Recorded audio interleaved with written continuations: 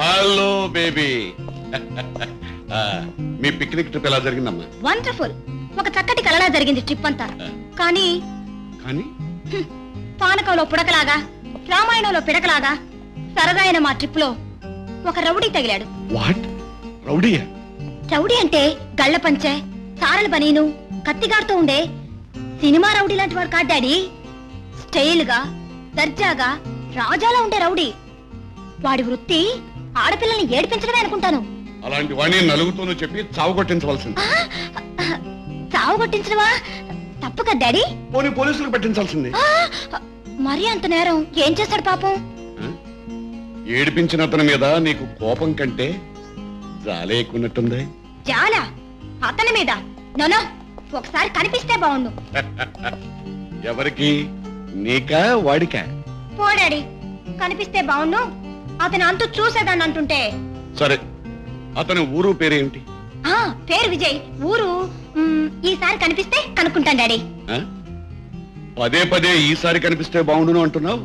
నీ పద్ధతి మాటలను బట్టి చూస్తుంటే వాడు రవిడియే కాదు, గొప్ప కేడి కూడా అయి ఉంటాడు.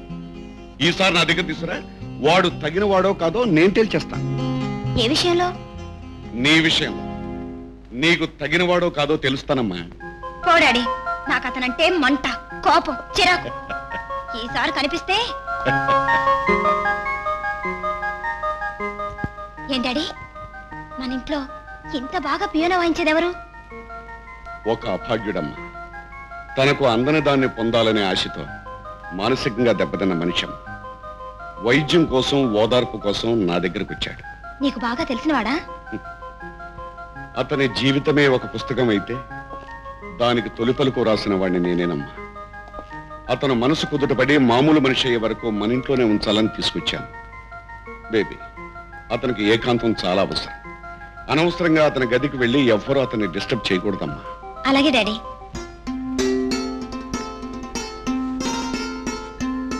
రాణి గారు రాజా గారిని ఆఫీసుకు సాగనంపడానికి వచ్చారా? ఇంత వయసు వచ్చినా ఏమిటండి అల్లరి? వదలండి. వయసు వచ్చింది మనుషులకే కానీ మనసులకు కాదుగా. అందుకే చిలిపితనం నిండిన మనసు కుర్రతనం కోరుతోంది. చాలండి. ఏమిటి రోజు కంటే ఎక్కువ ప్రేమగా శ్రీమతి గారు రోజా పువ్వు పెడుతున్నారు? ఏమిటి కదా? ఎప్పుడు దేవుడికి దండమే పెట్టినా అప్పుడప్పుడు పువ్వులు కూడా పెట్టి పూజించాలని అనిపించొచ్చుగా. దేవుడు, పువ్వులు, పూజ అన్నావంటే విషయం అర్థమైపోయింది.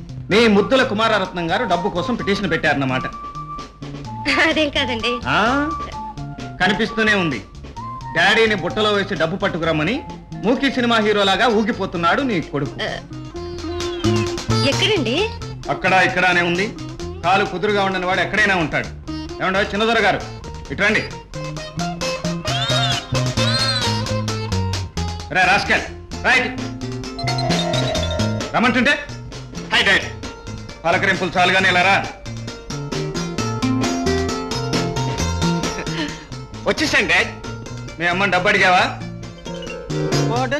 డబ్బు అడిగావా అంటుంటే. ఎస్ ఎస్, ఎవరిని? నేను మిమ్మల్ని అడుగుతానన్నాను daddy.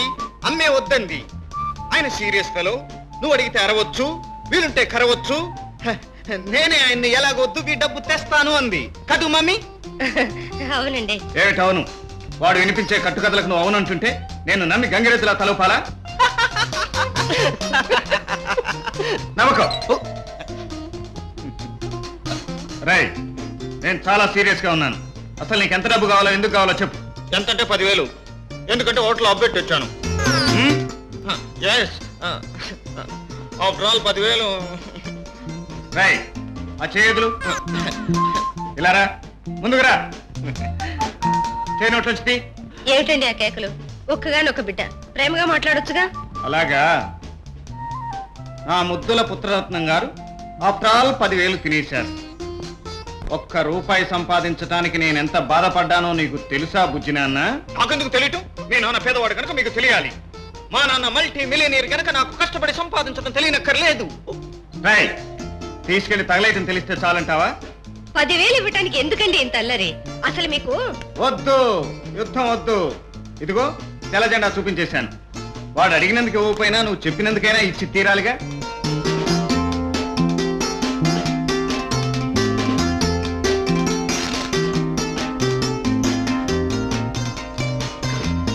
I know my daddy is a good bye.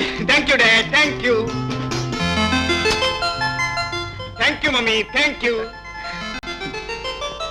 Silly fellow. అబ్బా హడలు కొట్టేశారు కదండి వాడి పాపం. ఓడలో బంగారాన్ని నరహరి పెట్టుకొస్తాడు, దాన్ని మార్చేసి బ్రహ్మాండాన్ని వ్యాపారాన్ని ఆరంభించి దేశాన్నే దోచుకోవచ్చని కళ్ళగన్నా. కానీ బంగారం లేదు, సముద్రంలో దూకి నరహరి లేడు. ఇదిదా ఫస్ట్ టైం మన బాస్ వాడి ప్లాను సముద్రం పాలై పూడ్చింది. అసలు నరహరి ఏమయ్యాడు? వారం రోజులైనా అతని విషయమే తెలియలేదే. సముద్రంలో పెద్ద పెద్ద తిమింగలం వాడు ఉండాది, ముసలి వాడు ఉండాది, ఎల్లా సేందు బాసుని మింగి పుడ్చును.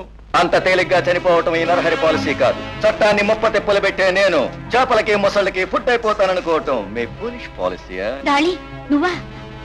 మరి ఓడలో చేతికి చిక్కిన దాన్ని పోగొట్టుకోవటం ఈ నరహరి పాలసీ కాదు. వా డార్లింగ్, అంటే ఆ బంగారం అంతా భద్రంగా ఉండవలసిన చోట్లోనే అండవని నీటిలో పడిపోయిన నన్ను అదృష్టం లాంటి ఒక కెరటం చాలా దూరం ఈడ్చుకుపోయింది.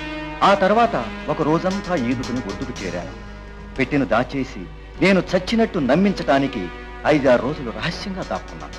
పేపర్లో న్యూస్ చూశాను. నన్ను కీర్తిశేషుడని చట్టం నమ్మిందని అర్థమైంది. అందుకే బయటపడ్డాను. బాస్ పెట్టా. మై గాడ్, ఎంత గోల్డా! ఈ బంగారం నేను కూడా లోకం దృష్టిలో లేనట్టే లెక్క. కనుక నాలాగే ఈ బంగారానికి రూపం మార్చి కొత్త ఆకారంతో బతకబోతున్నాం. బాస్ నీదా గెటప్ చేంజ్ చేయటం రొంబ ఈజీ, కానీ ఇంత బంగారం ఇప్పుడు బిజినెస్ చేయడం పోలీసు డౌట్ వరమే. అందుకే ఒక పథకం ఆలోచించాను.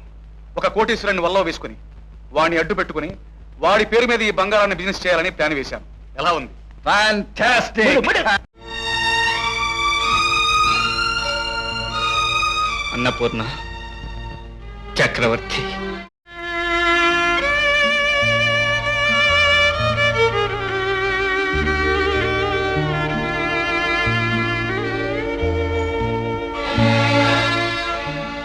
ఆ ఇంటికి వెళ్ళొచ్చావనుకుంటాను.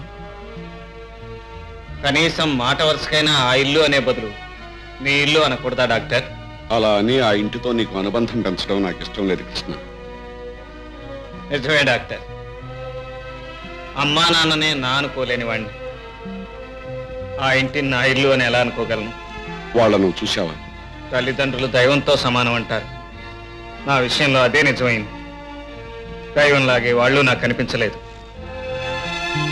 కృష్ణ, నీకొక్క విషయం చెప్పనా? సంగీతం, చిత్రలేఖనం నీకు పుట్టుకతో అబ్బిన విద్యలు. వాటిల్లో ఇలాగే సాధన చేసి గొప్ప కళాకారుడు కావచ్చుగా. అవి నాకు పుట్టుకతో వచ్చినవే కావచ్చు, కానీ వాటిని నేను సాధన చేసేది గొప్ప కళాకారుని కావటానికి కాదు డాక్టర్. మరి కొన్ని మర్చిపోవటానికి సంగీతం ఉపయోగపడుతుంది, కొన్ని గుర్తు చేసుకోవటానికి చిత్రలేఖనం ఉపయోగపడుతుంది.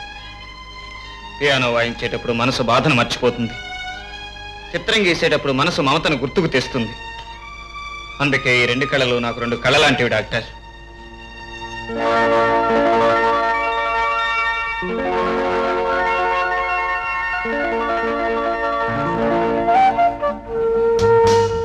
విజయ్, హార్లిక్స్ తీసుకో. ఏమిటి మమ్మీ, నా ప్రతి చిన్న పని కూడా నువ్వే చేయాలా? సర్వెంట్ కి పంపించొచ్చుగా. బిడ్డకి తన చేతులతో సేవ చేస్తేనేరా తల్లికి తృప్తి. తృప్తి గారిది గుడ్డు, నాన్ సెన్స్. తల్లులు ఇలా సేవ చేయడం రాంగ్. అడ్డగాడిదలా లైక్ మీ పిల్లలు ఎదిగా కూడా తల్లులు చేత సర్వీస్ చేయించుకోవడం crime mummy, crime. Take it. Vijay, నాకు ఈ పని తప్పాలంటే నువ్వు ఓ పని చేయాలి. కమాన్. ఏమిటిది మమ్మీ? ఎంత ఖర్చు అయినా సరే డాడీని అడిగి నువ్వు డబ్బు తెచ్చి ఇచ్చేస్తే చేసి పారేస్తాను. What is that? చూడు, నువ్వు ఒక అమ్మాయిని చూసి పెళ్లి చేసుకుంటే కోడల చేతిలో నిన్ను పెట్టి నేను విశ్రాంతి తీసుకుంటాను. చేతుల్లో పెట్టడానికి నేనేం కంచుకి నేనా కాఫీ కప్పునా? వేళకోళం కదరా, నిజంగానే ఒక అమ్మాయిని చూసి. ఆల్రెడీ చూసేశానుగా. నిజంగానే? ట్రూత్ మమ్మీ, పచ్చి ట్రూత్. ఎవరా అమ్మాయి? అమ్మాయి సరే, ఎవరమ్మాయి అని నాకు తెలియదు. పోనీ ఏ ఊరు వాళ్ళది? ఐ డోంట్ నో, నాకు తెలియదు. ఓ, పేరైనా తెలుసా? రాధ. మరి ఆ రాధ ఎవరో, ఎక్కడుంటుందో, అడ్రస్ ఏమిటో తెలియకుండా ఎలారా? Marriages are made in heaven mummy.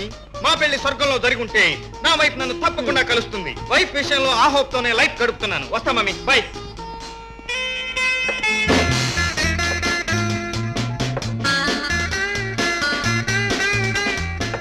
కోటీశ్వరుణ్ణి వల్ల వేయాలని చెప్పి వారమైంది, కానీ వాడెవడో ఇంతవరకు తెలియలేదే.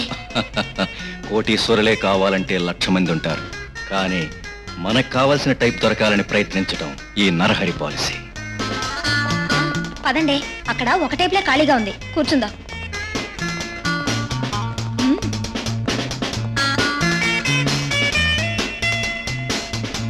హలో పాపలు, ఇది మేము రిజర్వ్ చేసుకున్న టేబుల్, దయచేసి లేవండమ్మా. ప్లీజ్, ఎక్కడా ఖాళీ లేదు. ఆడపిల్లలం, లేచిపోవడం బాగుండదు కనుక. లేచిపోవడం బాగుండదు, కానీ నీతో లేచిపోతే నాకు బాగుంటుంది. సీట్ మేము ఇవ్వాలంటే మీరు మాకు స్వీట్ ఇవ్వాలి. Shut up. సభ్యత తెలిసిన మనుషులు అనుకుంటే రోక్స్ లా ప్రవర్తిస్తారా? అసలు మేలేం మేనేజర్. వాట్ మేడం, ఏమిటి గొడవ? వాట్ మేడం లేదు, వంకాయ మేడం లేదు. ఇది మేము రిజర్వ్ చేసుకున్న టేబుల్. మర్యాదగా లేవమంటే నిలుగుతున్నారు. లేడీస్ వదిలేండి సార్, కాసేపు వెయిట్ చేస్తే. నాన్సెన్స్, మాకు అవసరం లేదు. ఈ టేబులే కావాలి, ఇప్పుడే కావాలి. మేడం మీరు లేచి. నో, మేలేం. అదేమిటమ్మా, వాళ్ళు ముందుగా రిజర్వ్ చేసుకున్నారు, మీరు లేవనంటారేమిటి? ఇంత గొడవ జరిగాక అసలు మేము కదలం. లేవనంటానికి ఇది మీ సొంత రెస్టారెంట్ కాదమ్మా. మేనేజర్, సొంత రెస్టారెంట్ అవ్వాలంటే ఎంత రేట్ ఇవ్వాలి? ఆ? ఏమిటి మీరు అనేది? సింపుల్ గా చెప్పాలంటే ఈ హోటల్ కాస్ట్ ఎంత? అతని కాదు, ప్రొపరైటర్ నేను, నన్ను అడుగు. అదే నీ హోటల్ రేట్ ఎంత? పెద్ద కొనే మనగాళ్ళు అడుగుతున్నావే. అమ్మే మొహం హై క్యా? 10 lakhs ఇచ్చి కొనవయ్యా దమ్ముంటే. దీనికి దమ్ముండక్కర్లేదు, చెక్ బుక్ పెన్ ఉంటే చాలు. కమాన్, చెక్ బుక్. హలో, దస్కత్ కరో. ఇలా రండి. సార్ సార్, తొందరపడకండి, వారు చెక్కు రాసేస్తున్నారు. రాయినీవయ్యా, నిజంగా అతను కొంటానంటే మనకు అంతకంటే కావాల్సిందే ఉంది. అసలే మన హోటల్ లాస్ట్ లో రన్ అవుతోంది. 6 నెలలు ఆగితే మనమే 2 లక్షలకు అమ్మాల్సి వస్తుంది. సరే రారా. అవో ఏ 10 लाख का చెక్ లేవు, రేపు బ్యాంక్ కి జావు. మీకు అంతగా అనుమానం అయితే మిలియనీర్ మా చక్రవర్తి సాబ్ కా విజయ్ బేటా గురించి బ్యాంక్ కి ఫోన్ చేసి పూछो. సార్ మీరు చక్రవర్తి గారు అబ్బాయా? Very sorry. సారీ లేదు, సారీ లేదు. ఇప్పుడు ఈ హోటల్ నాది, మైన్. ఈ క్షణంలోనే క్లోజ్ చేస్తున్నాను. అందరూ వెళ్ళిపోవచ్చు, ఎక్సెప్ట్ ఈ టేబుల్ దగ్గర ఉన్న ఈ అమ్మాయిలు తప్ప. Please get out everybody, come quick. బాబు మేము ఈ ఒక్క పూట ఉండి రేపు వెళ్ళిపోతాం బాబు. Shut up, get out. అందుకే వెళ్ళండి. పదండి రా. That's our bird. 10 lakhs after all గా పడేసే మిలియనీర్ కొడుకు. అలాంటి వాడే మనకు కావాలి. మీరు సీట్స్ లోంచి లేచి అందరి ముందు ఇన్సల్ట్ అవటం ఇష్టం లేక చేశాను ఈ పని. How is it? గొప్పగానే ఉంది. మ్మ్. కానీ మీరు చేసిన ఈ పనికి సంబరపడి, మోజుపడి, మనసు పడి మీ మీద పడిపోతామని మీరు అనుకుంటే ఆ? పొరపడినట్టే. తొందరపడి కొన్నందుకు తీరిగ్గా బాధపడండి. రండే పోదాం. Damn it. ఈ హోటల్ బిజినెస్ మనకు బొత్తిగా తెలియదే. ఏం చేయాలి ఇప్పుడు? నీకెందుకు భాయ్, తుమ్ జాओ. ఈ స్పూన్స్ సాసర్స్ దగ్గర నుంచి టేబుల్స్ చైర్స్ వరకు ఏక్ లిస్ట్ హమ్ బనాయేంగే. Very good. నువ్వు ఇక్కడి నుంచి ఆ పనిలో ఉండు. వస్తా, బాయ్. Thank you.